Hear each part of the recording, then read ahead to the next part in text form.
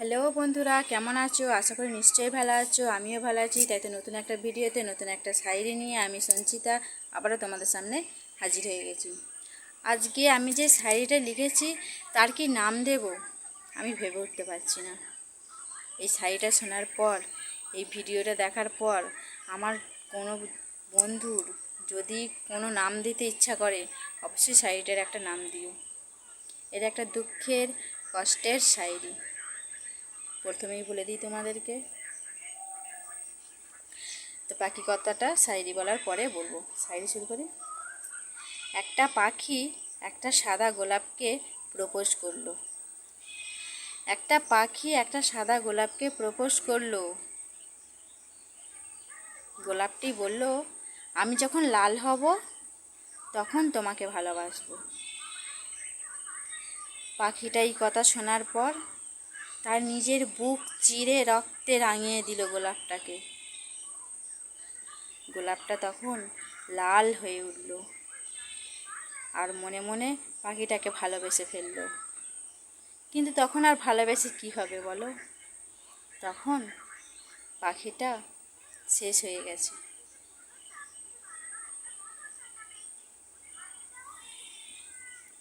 তাই তো, এরকম ধরো কারো জীবনের সাথে ঘটেছে নাকি, হয়েছে নাকি?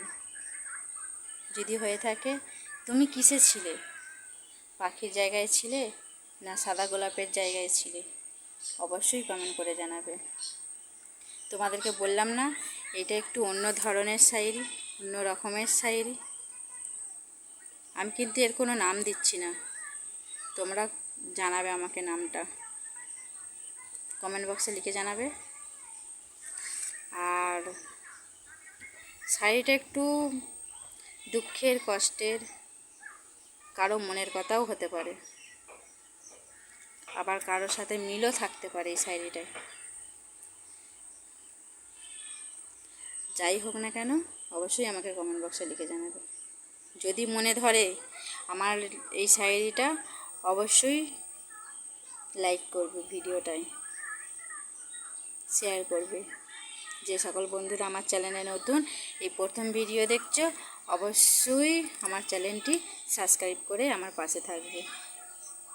তোমাদের এই একটা লাইকে, একটা কমেন্ট, একটা এইটুকুনি ভালোবাসার জন্য না আমি আরও কবিতা শায়রি লেখার উৎসাহ পাই,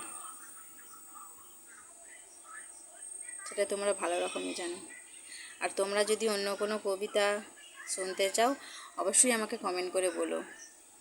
আমি আমি তোমাদের মনের মতো লেখার চেষ্টা করব। আজকের ভিডিও এই পর্যন্তই। সবাই ভালো থাকবে, সুস্থ থাকবে। কথা দিচ্ছি, পরের দিন অন্য একটা ভিডিও কিংবা শায়রি নিয়ে আমি আবারও তোমাদের সামনে হাজির হব। আজকের মতো বাই।